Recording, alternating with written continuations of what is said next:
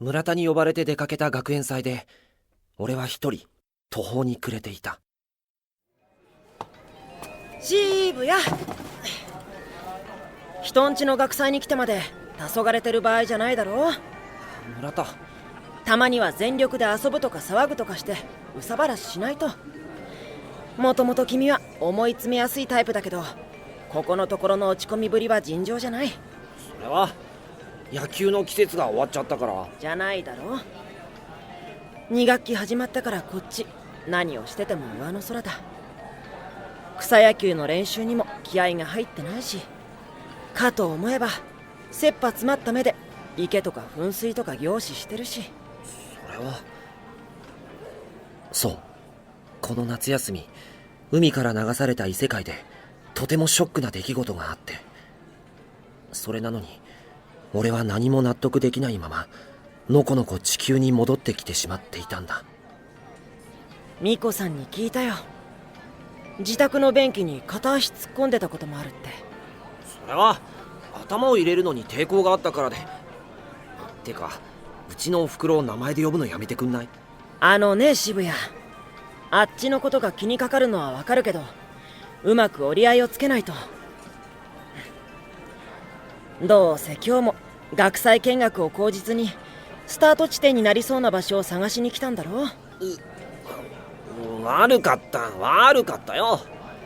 確かにお前の言う通りだ。探しに来たってのは本当だ。だって他ならぬ村田の通う学校だろ。例えばここのプールならもしかするとあっちとつながりやすいかもって。やっぱりね。どうせそんなことだろうと。いいよ、もうおいで。この時間なら都合がいい。今なら多分プールには人目がない。案内してくれんのか？その代わり。なんだよ、ほっぺた叩くなって。とりあえず今回でラストにしておきなよ。うちのプールがダメだったら諦めてしばらくは休息すること。いいね？ああ、分かった。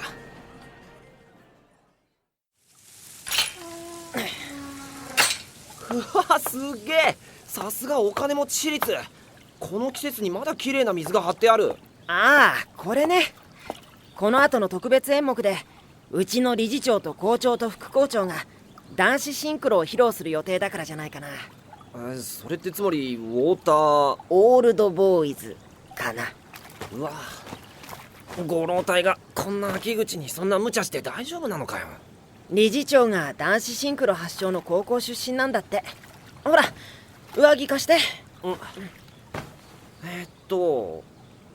学ラン下は脱がなくてもいいよな。お好きにどうぞ。うまくいけば向こうに着替えくらいはあるだろうし、ダメなら帰りは僕のジャージ上下で決定だね。分かった。それじゃあやっぱちょっと冷たい。ほら言っといて。いきなり背中を押した。さすがシンクロプール、ずいぶん深い。じゃなくて、これはなんかいい感じで、やっと彼らの元にたどり着ける。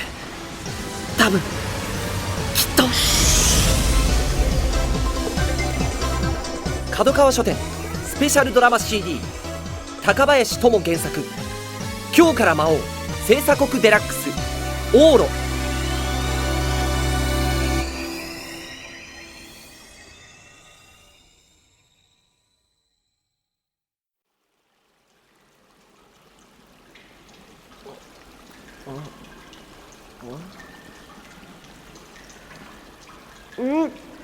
くっさ、なんのにゃ。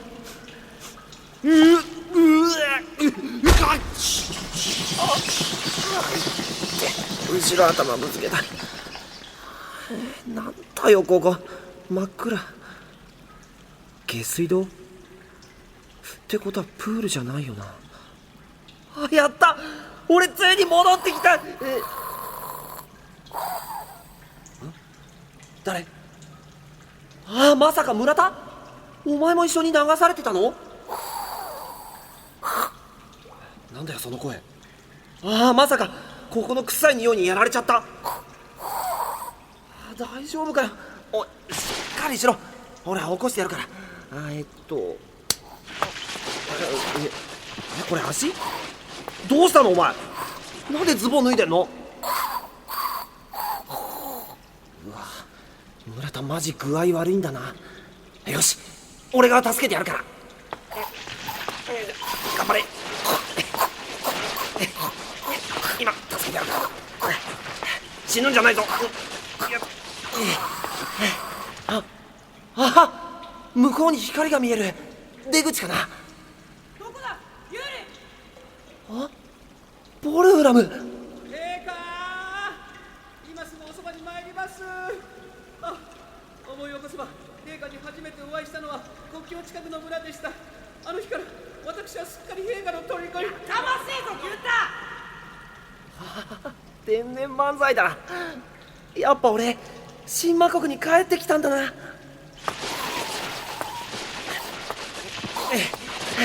俺はこっちだよ。陛下、ユーリ。ただいま。遅いぞ花チョコ。花チョコ？お前久しぶりの第一声がそれかよ。ああ、気抜けて落としちゃったよ。ごめん村田。なんと珍しい魚人姫ですね。魚？うわ、村家、いつからそんなキモい姿に？っていうかマグロに足が生えてる。それはもちろん海の貴族と称される魚人姫ですから。この場合の姫とは女性を指し、男性であれば王と呼ばれるわけですが。これメスなの？はい、いい足をしているでしょう。すね毛がないからこれは姫です。いずれにせよ新魔国においては魔王陛下の忠実な民です。国民だったのか。ああ、マグロと間違えてすみません。お前と来たら魚人姫の抱き方も心得ていないのか。変化前の姫はほらこうやってお姫様抱っこするのが紳士のたしなみだぞ。ロマンチックなんだかトレトレピチピチなんだかもうよく分かんなくなってきた。陛下、血明城に戻りましょう。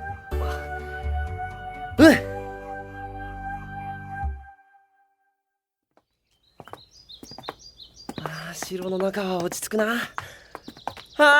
帰ってきたって感じ。ユーリだ。グレタ。会いたかったよ。くっさー。どうしたのユーリ。体腐っちゃったの？腐ってねえよ。でも好き。うわっ。臭い。もう一回。いいもん。たとえユーリが腐ってゾンビっていうのになってもグレタの愛は変わらないもん。だから腐ってねえって。でも本当に心配したんだよ。だってユーリ急に消えちゃうんだもん。もう二度と会えないのかと思って。ごめん、俺が悪かった。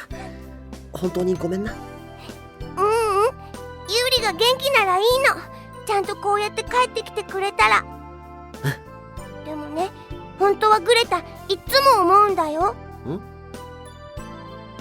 今夜は返したくないって何？でもね、それは言わない約束だから、グレタは一人枕を涙で濡らすんだよ。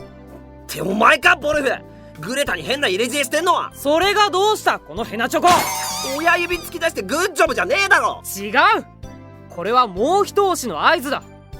可愛い娘にそこまで言われれば、いくら薄情なお前でも新魔国に落ち着く気になるだろう。あのな。やっと来たか。グエンダル。どうしたことだこの匂いは。そんなに臭いんだ。陛下、お水の香りなどどうかお気になさらず。その証拠にほらこの通り、私は全く言いに返しておりませんよ。てかさ、呼んでくれるのはいいんだけど、毎回落下地点に問題ありだよ。それはすまなかったな陛下。全然悪いと思ってないだろ。いや、カロリアでは申し上げることができなかったが、無事のご帰還を心より嬉しく思う。またこの度のウェラー卿の不始末だが、愚帝になり代わり許しを請おう。兄上。ひざまずいたりとかやめてくれよ。王を守る使命を投げ出し他国へ遁走したコンラートと、またそれを未然に防げなかった私の罪は重い。どのような処断でも受け入れる覚悟だ。待った。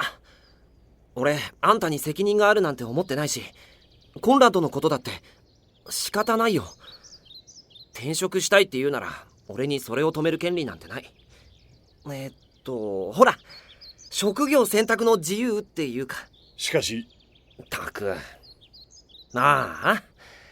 大変だよな、兄貴やってくのって。だいたい謝るのは俺の方。勝手なことしてみんなに迷惑かけて探索隊まで出させちゃってさ。俺王様のくせにどんだけ税金無駄遣いしたんだろう。陛下。それでとっても聞きづらいんだけど、あの縁起でもない箱、風の終わりは一体どうなったのかな。その件も含め重要な話がある。星鎖国？はい。聖なる砂の国と書いて星鎖国。我々魔族と対極をなす神族たちの住まう国です。つまりその星鎖国とあの小島論が接近しようとしていると、兄上。そういうことだ。小島論ってあれだよな。フリンさんとこのカロリアを自分の陣地にしてたあの刈り上げポニーテールのマキシンがいたとこ。ちなみに大の方が天下一舞踏会の主催国だ。そして今あいつが。知ってる。それでなんであんたたちはその星鎖国ってのと小島論が仲良くするのが気に入らないわけ？我々魔族とシマロンは現在緊張関係にある。それはご存知でしょう、陛下。それはご存知ですが、あんたに敬語使われるとなんか嫌な感じ。敵対する国の国力増強がどれほどの脅威となるかご理解いただけるか。そりゃあまあ。陛下、長らく他国との国交が絶えていた星鎖国の資源や兵力がどれほどのものかは私どもにも把握はできません。しかしかの国は広大な土地を持ち、それに伴う人口も予想されます。小島論と星鎖国が同盟を結び、両者の兵力が併合された場合、不本意だが我が国の兵力では太刀打ちできまい。揃いも揃って臆病な。兄しな。考えてもごらんなさい。星鎖国が諸外国と断絶したのは2000年も昔の話。その時代にはシマロンなど存在もしておりません。つまり星鎖国にとって小シマロンは取るに足らぬ新勢力。そんなどじょっこだのひよっこだの相手に対等の立場で抱擁を交わし共に生きようなどと誓うと思いますか？仮に交流を聞き入れたとしてもです。あのご近所付き合いすらめんどくさがった星鎖国がわざわざ海を越え他国に戦いを仕掛けるために人員を割くと、私の計算ではその確率はせいぜい髪の毛1本くらい。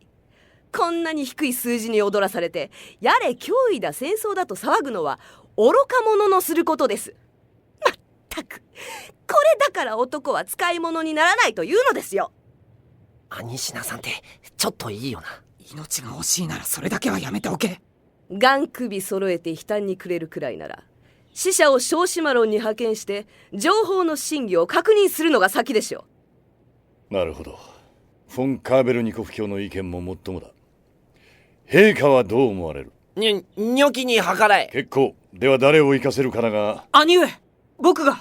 いいえ、ここは私が。フォン・カーベルニコフ卿は辞退するように小島論を破壊して余計な混乱を。何ですって？いや、ボルフラムお前もダメだ。なぜですか？ではお前は魔王陛下の名のもとに神魔国の代表者として使わされ、万が一にも事を仕損じた時に命で償うだけの覚悟があるというのか？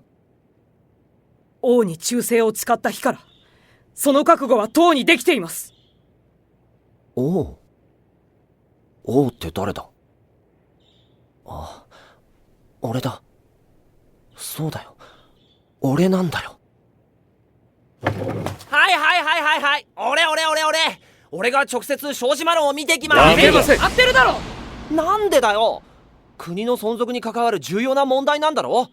他国の視察だって王様の大事な仕事じゃないか。お前は小島論で死にかけたばかりだろ。私が行こう。それは困る。グエンダルが血命上離れたら誰がこの国の政治経済の面倒を見てくれるんだよ。バカ者！それは本来お前の仕事だ。すみません。とにかく陛下とフォン・ビーレフェルト卿、フォン・カーベルニコフ卿はダメだ。もろもろの雑務をする者がいれば私自身が行けるのだ。私が参ります。できることならば陛下からお言葉を拝命し、私がかの国に参ります。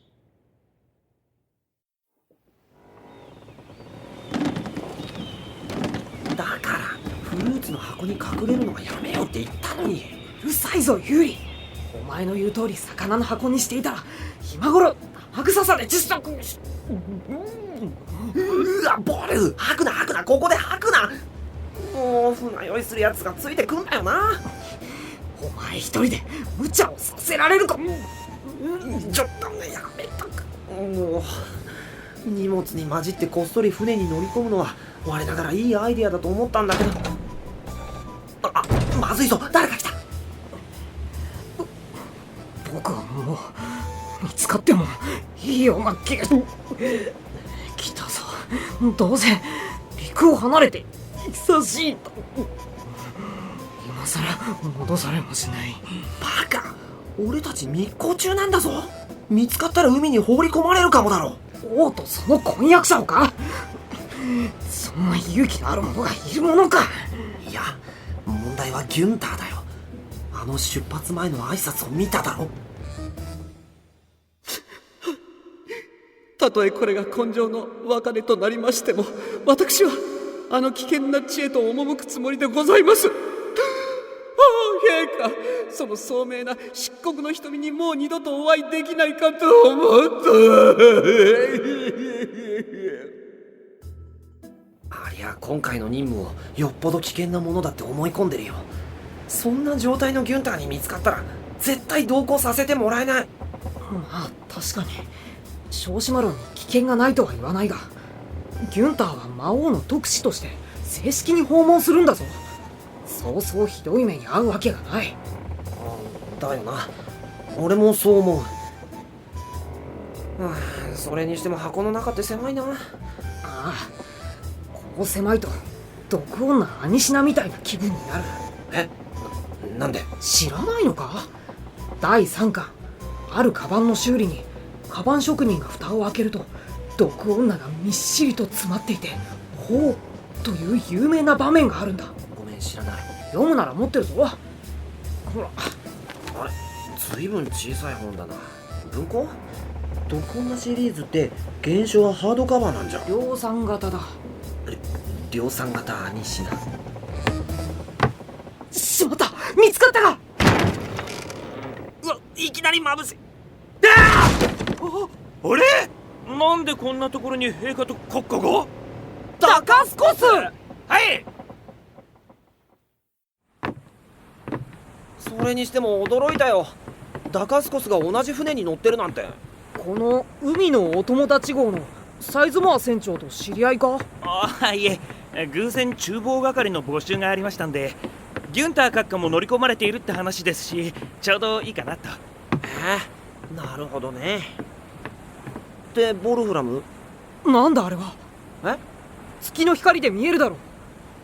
あの向こうの島影に小島路の巡視船だ。本当だ。あれ、もう一つその手前になんか妙にボロい船が。漁船だな。ほとんど壊れかけているが、しかし妙だ。船から溢れそうなほどたくさん人影があるぞ。あれ難民船じゃないかな。歴史の教科書で見たこと。今巡視船があのボロ船を攻撃しましたよ。なんてやつらだ。やばい、人が海に投げ出されてる。助けないと。待て、助ける気はあるようだ。ほら、巡視船が海に落ちたものを拾い上げている。本当だ。でもなんかひどいことしてる気が。ダカスコス、こっちに誰か流れ着いている。子供です。子供が2人。なんだって？陛下と閣下は奥でお待ちを。こは自分にお任せを。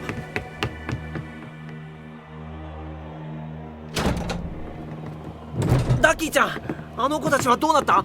巡視船の小島論兵士がこちらの船にも来ていたようだが。その有利陛下。あ、ギュンタ見つかったな。事情を察したギュンター閣下が小島論兵からあの親族の子供たちをかくまってくださったんです。親族だと？あの子たち親族だったんだ。陛下。ごめんギュンタ。これにはいろいろ事情が。今はとやかく申しません。まずはこれを。あの子供たちが御所を大事に抱えていた陛下への手紙です。俺？なんで？そんな手紙って。ジェイソンとフレディという名に覚えは？もちろんあるよ。天下部の時に会った親族の双子の女の子だ。親族の多くは双子で生を受けると言われています。あの子たちゼタとズーシャは星鎖国でジェイソンとフレディからその手紙を預かったと。言葉はほとんど通じないんですけどね。ただひたすら魔族助けてと。助けを求めているというのか？ええ、それも有利陛下に。ここにかろうじてベネラ、助けるの文字が読み取れます。ベネラという言葉に聞き覚えはありませんから、おそらく星鎖国の固有名詞なのでしょう。それが地名なのか人の中までは分かりかねますが。なんで？ジェイソンとフレディは刈り上げポニーテールのマキシーンの手から逃れて故郷の星鎖国へ帰って幸せになったはずだろ。有利。くっそ、この手紙なんて書いてあるんだよ。海水で濡れちゃってインクの字が滲んで読めない。有利。血だ。筆記具がなかったんだろう。これは血で書かれているんだ。こういう手紙はよく見ます。戦地から帰ってきた者たちの懐に入ってたりするんで。大抵は物言わぬ機関ってやつですが。それってつまりジェイソンとフレディは。早とちりするな。兵士の場合は覚悟の遺言だ。だがあの双子は激戦地にいるわけじゃないんだぞ。第一、死んでいたら手紙など書くものか。だよな。でも忘れるなよユリ。お前は神魔国の王なんだ。世界中の問題全てに手を差し伸べるのもいいが、自らの国と民をないがしろにするな。忘れたことなんてないよ。陛下、親族は魔族と対極の存在です。関わり合いを持つこと、私は賛成いたしかねます。法力の強い親族と最強の魔力を持つ魔王が接触して、いいことなど何一つとしてないぞ。うん、ありがとな。でもさ。ああ、もういい。聞かなくても分かってる。双子を助けに星鎖国へ行くと言うんだろう。まったくお前と来たら誰も彼もに手を伸ばして。それが陛下のいいところですよ、閣下。そんなことお前に言われなくても僕が一番よく分かってる。ああ、さいで。不可抗力とはいえ、今回の訪問団に魔王が同行しているなどと小島論側に知られるわけには参りません。ですので。つまりいつものお忍びの時みたいに変装してればいいってこと？はい。神魔国の全権特使である私と小島論との会談が終われば星鎖国に接触する機会があるやもしれません。それをきっかけに双子の姉妹の行方を探し、ベネラについての情報も得られるといいのですが。うん、頼むギュンタ。皆さん、もうすぐサラレギー記念軍港に着くみたいですよ。サラレギ？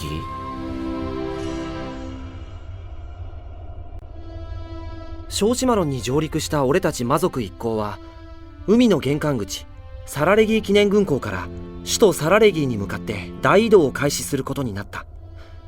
サラレギーってのはこの国の王様の名前らしいんだけどさ、何でもかんでも名前変えちゃう幼稚園児じゃあるまいし、生きてるうちに施設や地名に自分の名前つけちゃうやつってなんか信用できないんだよな。なんてことを思いつつ、街道沿いの立派な宿屋に泊まったその夜のこと。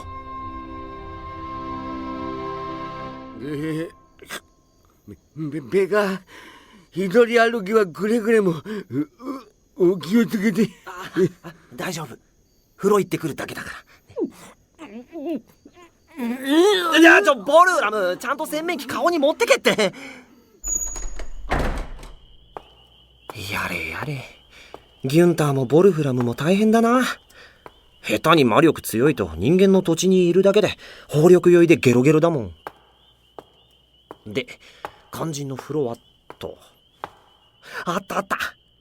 私有混合大浴場？まさか混浴？なんか湯船の湯気がすごい。綿みたいなんですけど。何これ？癖！羊癖！なんだこりゃ。湯の花？じゃなくて毛玉？大当たり。大人の羊の夜の社交場へようこそ。ヨサック、どうしてあんたがここにいんの？だって優秀なお庭番ですもの。もしかして小シマロンと星鎖国の旧接近をすっぱ抜いたのって。はい、グリエちゃんでーす。でね、そのネタに追加情報があったんですけど、肝心のギュンギュン閣下が撃沈してるみたいなんで。俺が代わりに聞くよ。どうしたの？例の急進的外交政策を進めている国王の話ですけどね、2年前に若干15歳で即位して以来、進化の心をつかみまくってる大した人物なんですが。サラレギーって王様だっけ？今17歳、高校2年くらいか。でね、どうも最近国内の反対勢力の行動が活発化してるらしくて。行動ってどんな？まあ手っ取り早く王の暗殺。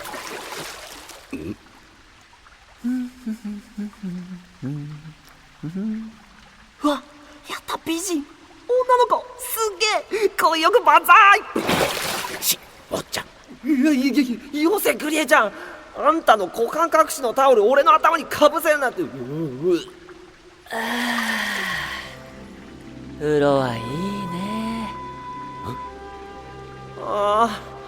男かよ。風呂は肌も心も潤してくれる。シマロンの生み出した文化の極みだよ。特に羊風呂はたまらないね。そう感じない？どうしたの？元気がないね。この目がね。僕の目は光と熱に弱くて。僕だって変だね。もういい年をした大人なのに、未だについ僕なんて言ってしまうんだよ。いや、82歳でも僕っていうやつ知ってるからなあ、グリエちゃん。そっちの人はグリエっていうの？そう、母親の家系が料理人で。大陸の東の方の名字だね。私の祖父も大シマロンの生まれなんだ。へえ。私のことはサラと呼んで。その方が親しくなれる気がするから。サラ？俺はユーリ兵か。そうでしょ？名乗っていただくまでもない。あなたは私にとって最高の賓客だよ。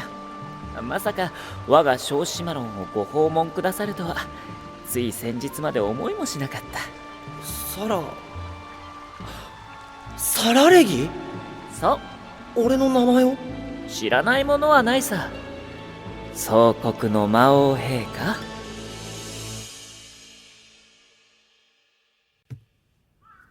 こんにちは。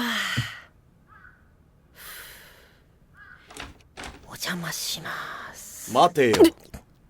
あれ、お兄さん、こんにちは。お前にお兄さん呼ばわりされる筋合いはないね。弟のお友達。大人げないな。友達のお兄さん。もう立派な大学生でしょ？高校生はガキだから他人の部屋に無断で入るのが空き巣みたいに。空き巣だなんて人聞きの悪い。安心しろ、誰も聞いてない。家探しならうちの弟がいる時にするんだな。戻ってこないんだよね。何が？渋谷だよ。5分待っても10分待っても戻ってくる気配がないんだ。はあ？あんたんちは確か父親が。だったら話題に。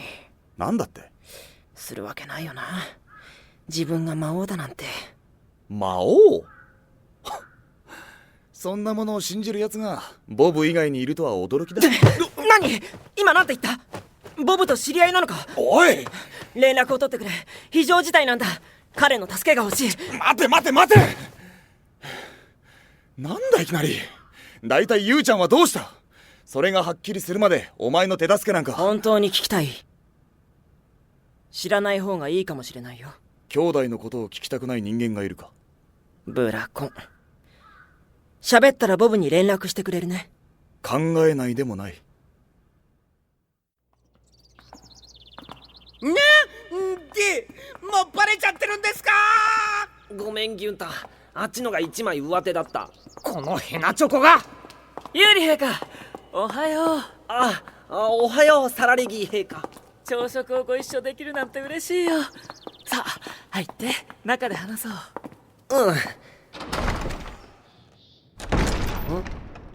あ、てめえなんでこんなところに、このカリポに。貴様は魔族の。私の客人に無礼な口を聞くな。サラレギ陛下。ユーリ、マキシーンと面識が？知ってるさ。こいつがカロリアを地獄にしたんだ。そういえばカロリア最悪の折には神魔国から救援を受けていたね。カロリアの委任統治者フリンギルビットに代わって礼を言うよ。当時はまだあそこは私の領土だったから。サラレギー、カロリアの災害の原因を何だと思ってるんだ。国王であるあんたが部下のマキシーンに命令してあの箱、地の果てを開けさせたからだろう。もちろん承知している。分かってるならそんな言い方は。すまなかった。箱を開けたら恐ろしい最悪が起こると誰もが知っていたのに、一部の盲信的な兵士たちは力の誘惑に抗えなかったんだ。それで先のことも考えずに浅はかな行動を。兵士の暴挙だと信用なりませんね。でもそれを事前に察知し止められなかったのは王たる者の罪だ。国家全域に目を配り臣下の心をつかみきれなかった。私が至らなかったせいだ。結果的に暴走した兵たちにはかわいそうなことをしてしまったよ。そうだろマキシーン。返事をするんだ。陛下のおっしゃる通りです。マジかよ。ユリ、大罪を犯した彼も今は心から反省している。被災したカロリアの民が納得のいく形で厳重に処罰するよ。だがあなた方魔族にかけた迷惑に対しては今この場で謝罪させるべきだろうね。陛下。有利に謝罪するんだマキシーン。ひざまずいて靴を。舐めるの？頭に乗せて。はい。なんだびっくりした。乗せんのかよ。っておい、よせよカリポニ。靴を。相手を間違えてる。あんたが謝るべき相手は俺じゃない。そうだろ。ユーリ、あなたはなんて立派なんだろう。羨ましいよ。あなたのような素晴らしい王をいただく神魔国の民が。それに比べて私ときたらどうしてこう不甲斐ない。なんか調子狂うな。ヨザックの話じゃそっちのがカリスマ少年王で有名なんだろ。もうよそうぜサラレギ。ほらこの世にパーフェクトな指導者なんていないんだって。何でも自分一人で背負い込んだらダメだ。ありがとう。いい人だねユーリ。そんなことないです。あなたとは腹を割った話ができそうだ。誰かマキシーンを連れて行け。来い。サラレギ。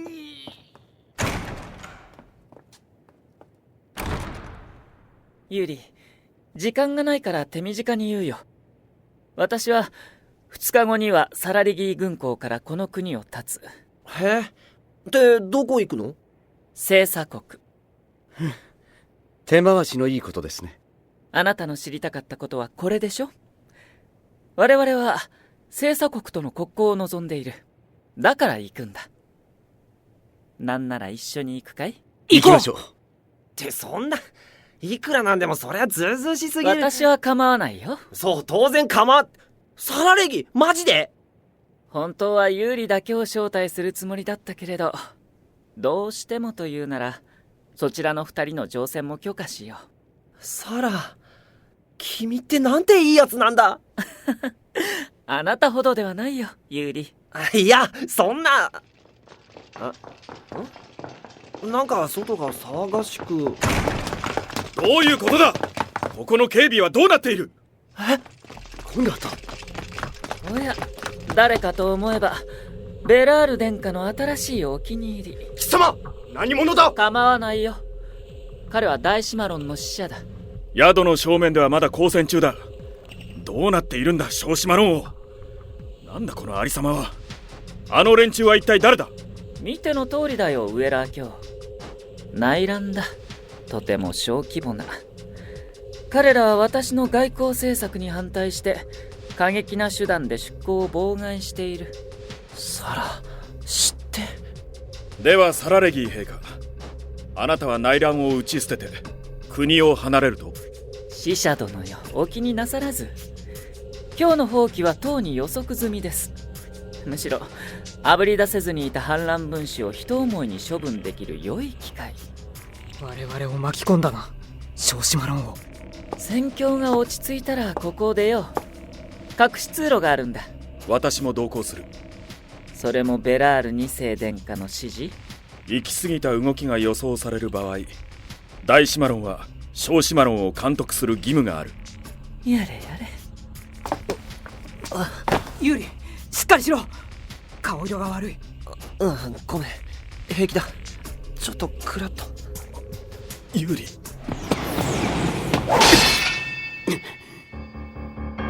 一歩でも陛下に近づけばあなたを切り伏せることになりますよ。正気か、ギュンタ。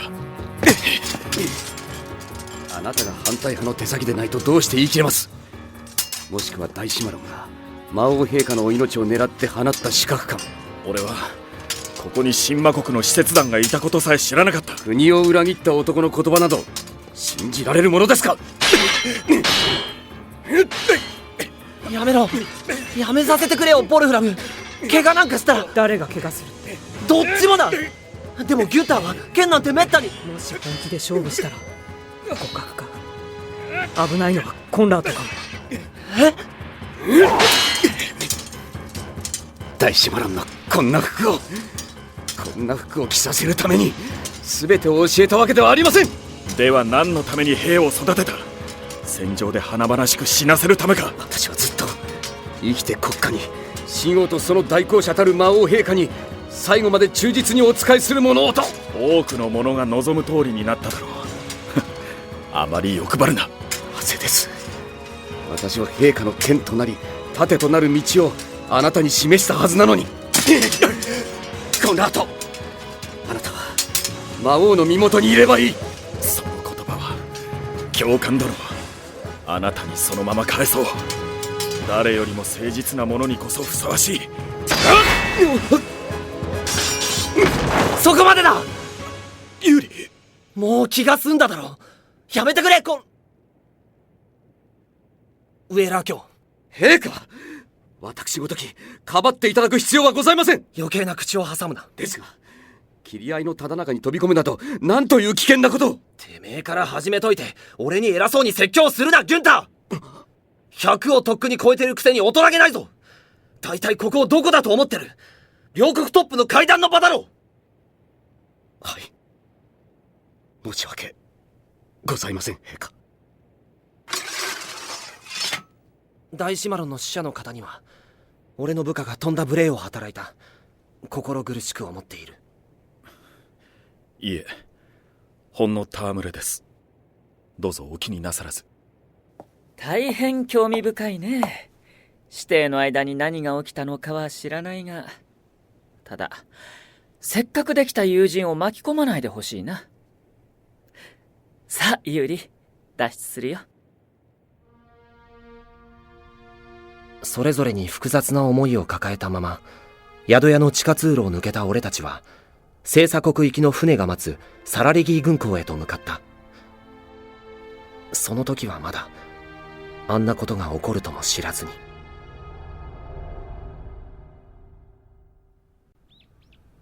いいか村健、通じなかったらそれでやめだ。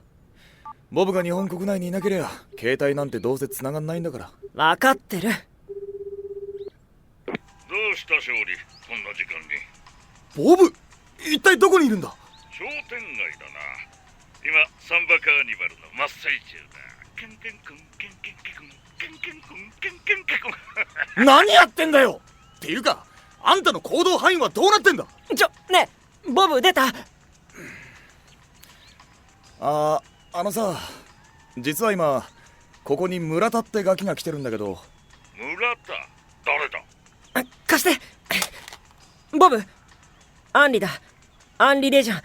っていうか今は村田健だけど、この姿では初めまして。ああ、なるほどな。アンリ？いきなりで悪いんだけど、あちらへ行きたい。力を貸してくれないか。どうした。ユーリが帰ってこない。待っていればじき戻るだろう。だからいつもならほんの 2,3 分だったんだ。でも今回ばかりは捕まらないんだ。分かってくれ、深刻なんだよ。おい、深刻ってお前。ではロドリゲスを呼ぼう。彼なら助けになる。ドクター・ホセ・ロドリゲス。そうだ、知っているだろう。ウェラー卿の受け入れも担当した。移動についての知識ももし適任だ。くそ、ちょっと携帯貸せ。ボブ、俺の移動方法も教えてください、プリーズ。ヒーズ俺のブラザーよ。どう考えても俺が行かないのはおかしいだろうが。残念だが勝利、君には無理だ。なぜ。君は純粋にこちらの存在だ。あちらに属する要素を持たない者は生半可な力では移動できない。強い大きな力が必要だ。大きいってどれぐらいだよ。どんな衝撃があれば移動できるんだ。ものすげえ高いところから落ちればいいのか。都庁とかさ。ああ、それとも爆弾か。最終兵器で吹っ飛ばされれば有利のいる異世界とやらに行けるのか。ジュニア、残念だが。くそ。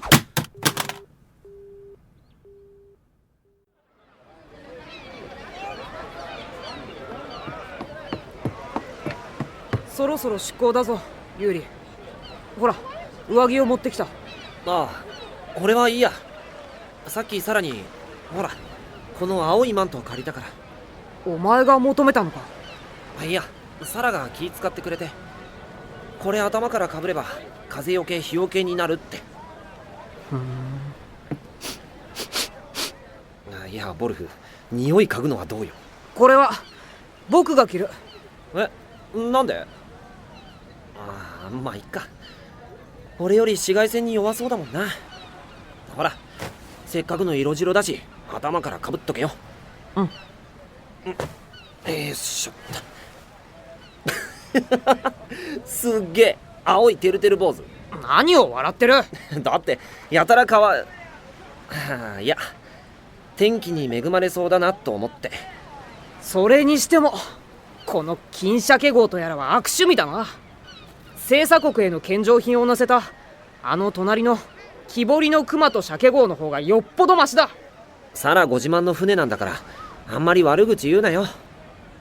あっちのお土産貨物船にはいやウェラー卿も乗ってるらしいけど。まずい。なんだあの変な船、こっちに突撃して。わざとぶつけてきたな。何事故、海の交通事故かよ。油だ、火が来るぞ。陛下、どちらですか。陛下。ギュンター。おいポルフラム、あっちにギュンターが。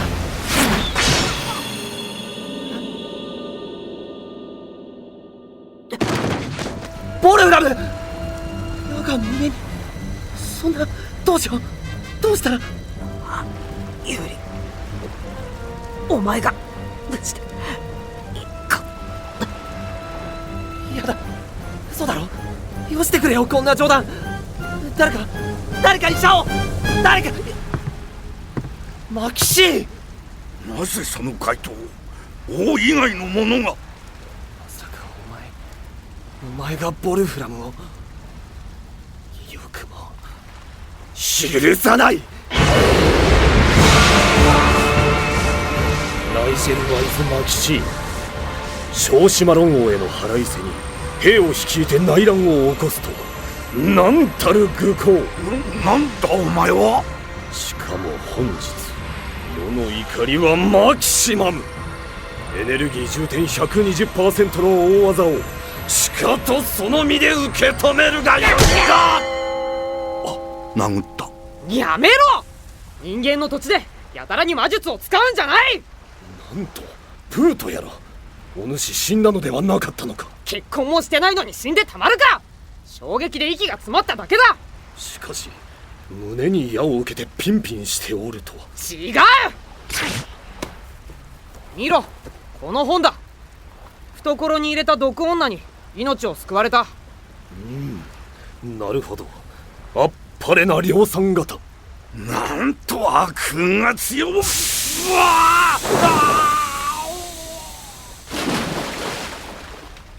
ご無事ですか、陛下。火消しギュンター、消火器と共に参上しました。無事じゃないのは今のお前の攻撃で海へ落ちていった男だけだ。ボルフラム、じきこの船は沈みます。陛下を安全なところへ。分かってる。おいユーリ、さっさと正気に戻れ。なんだと。プーの分際で世にそのような口の利き方。とっとと元に戻らないと王子様の接吻で目覚めさせるぞ。接吻か。あれ、ボルフ、なんで元気なの？ギュンターまで。接吻がそんなに嫌か。僕はちょっと傷ついたぞ。もうみんなしてこんなとこにいたんすか。早くここから逃げないと。グリエ、いいところに。お前、あの隣の貨物船に飛べるな。今すぐならね。でもあの船どんどん離れていっちまいますよ。お行きになってください、陛下。見ろユーリ、あの貨物船を。あれにはサラレギーが乗っている。そしてあいつも。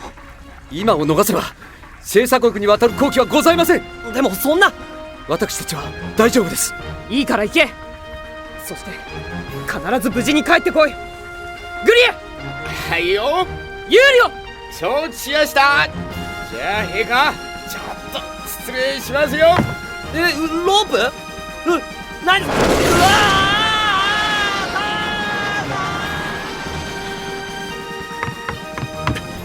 ー！ヨザック、こっちだ、早く！おっちゃん、すいませんよ。落ちる！あれ、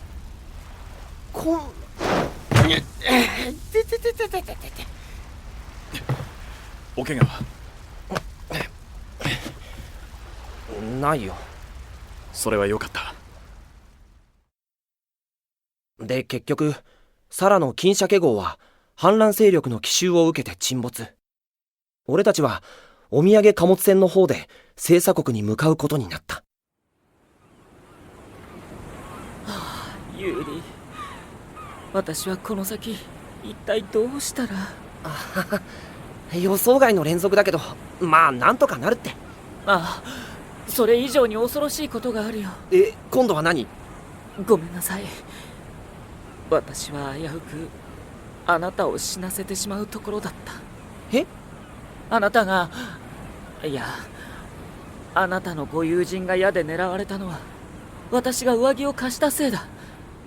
私と間違われて、それできっと。ああ、そっか。王様暗殺計画があったんだもんな。いやでもさ、サラが無事でよかったよ。ほら、結果的にボルフラムは毒女の守護で無傷だったわけだし。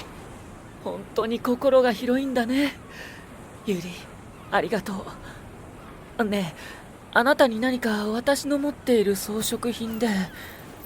あ、そうだ、これがいい。ほら見て。指輪？これはね、幼い頃に別れたきりの私の母が絆が永遠であるようにとくれたものだ。どうか受け取って。そんな大事なものもらえないよ。いいんだ、有利に持っていてほしいんだから。でもサラレギー陛下、渡すべきではありません。どうして？友達の証だよ。さあユーリ、手を貸して。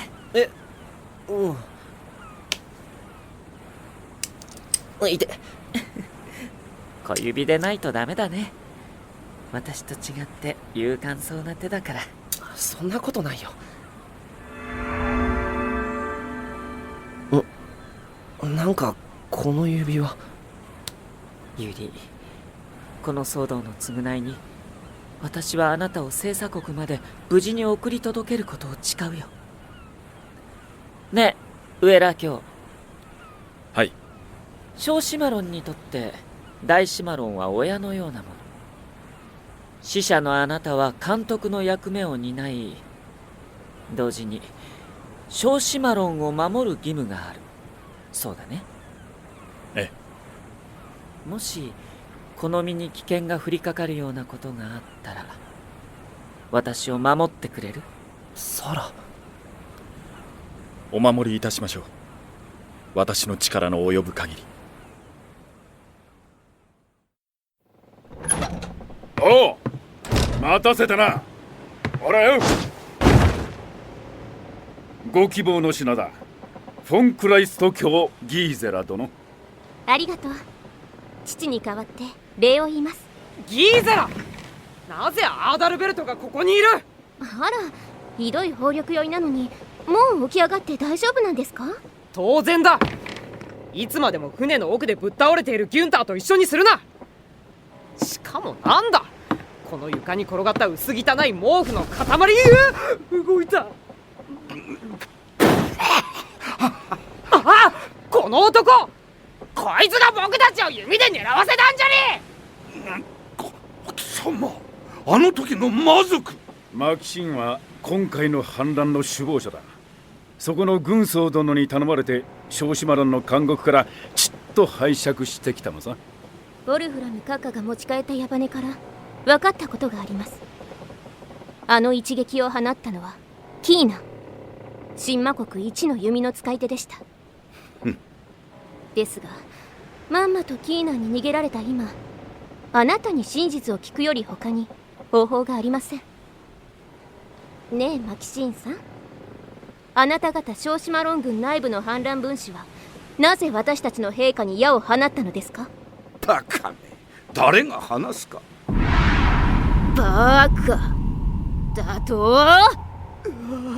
おいマキシン、お前危ないぞ。よく聞け人間。虐待をはじめとする古典的で野蛮な尋問方法には我々魔族の医療部隊は否定的だ。だがな、聞き分けの悪い馬の尻尾頭に必要とあらば容赦はしない。爪を剥がし目をえぐり股間のぶなしめじ切り落とす。どうしたお前ら、何を内股になっている？いや、その相変わらずだな軍曹殿。吐かぬなら吐かせてしまえ。力ずく。さてそこでこの茶色の小瓶だ。なんだそれは。毒女アニシナの侵略、マジョールの危険、1液2液。いいか、1液をこうしてま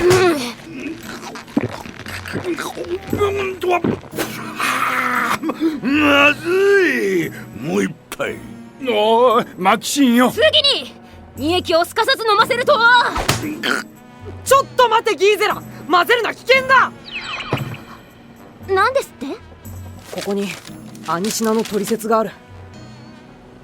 この画期的な薬は世界中の鶏嫌いの皆様の新たな地平を切り開くことでしょう。アニシナの半分は優しさでできています。それはどうでも良さそうだな。待て、次だ。生まれたてのヒナに一液を与えると、最初に見た相手を父親と思い込みます。続けて2液を与えれば相手を母親と思い込みます。また両者を混ぜ合わせて与えると、鳥と人との種族を超えた感情が高まり、大変危険です。確かに危険だなそれは。それでですね、さっきからあなたをじーっと見ているようなんですけど。え？小首をかしげて頬をあからめているな。一撃を与えると最初に見た相手を。お父様。俺はてめえの親じゃねえ。神魔国の船でカリポニマキシーンが大変なことになったその少し前のこと。小シマロンを脱出した俺たちは星砂国にほど近い海の上にいた。空は晴れてんのに海だけ大荒れなんだよな。もしかしてあれクラーケンとか巨大ダコとか船にしがみついて暴れてんのかな。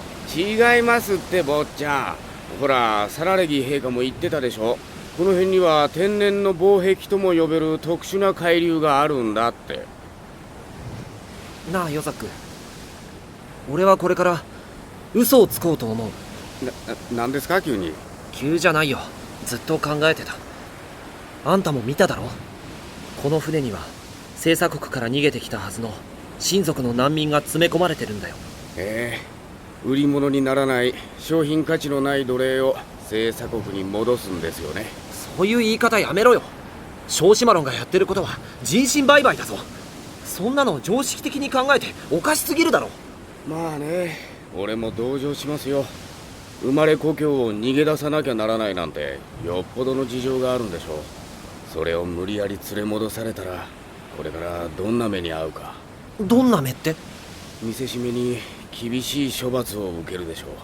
あるいはもっと下の階層に落とされて逃亡前より辛い生活を強いられるかもしれない。だったら俺も難民ですからね。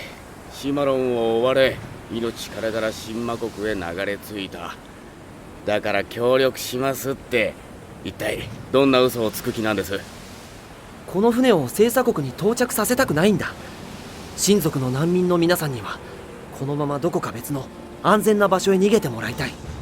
それをサラレギーに納得させるために小芝居が必要なんじゃないかって。なるほど、それでつまりさ。大変だサラ。どうしたのユーリ、そんなに慌てて。とにかく大変なんだよ。早くここから逃げないと。ユーリ、どういうこと？奴隷たちが何かした？そっちは関係ありません。問題はこの船で。そうなんだ、船がやばいんだ。ほら聞こえるだろ。ギシギシ言ってる。船底から浸水しててもうすぐ沈むんだって。そんな風には思えないけど。いや、すぐに脱出するんだ。沈む船にいつまでもいられない。俺たちは星砂国へ行く。そうだろ。でも脱出なんてどうやって？救命ボートがあるだろ。私はあんな小舟に乗ったことはないよ。沈む船よりよっぽど安全ですよ王様。ほらさっきからバーッと突っ立ってるそっちの大シマロンの使者さんも。ああ。でもユーリ、献上品や奴隷たちはどうするつもり？彼らは残していく。へえ、気の毒だけど仕方がない。奴隷のことなんかよりこっちの命が優先だろ。そうだね、その通りだよ。さあ王様、誘導いたしますよ。どうぞこちらへ。分かったよ。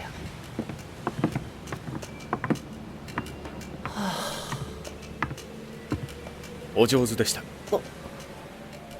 あなたもなかなかの役者ですね。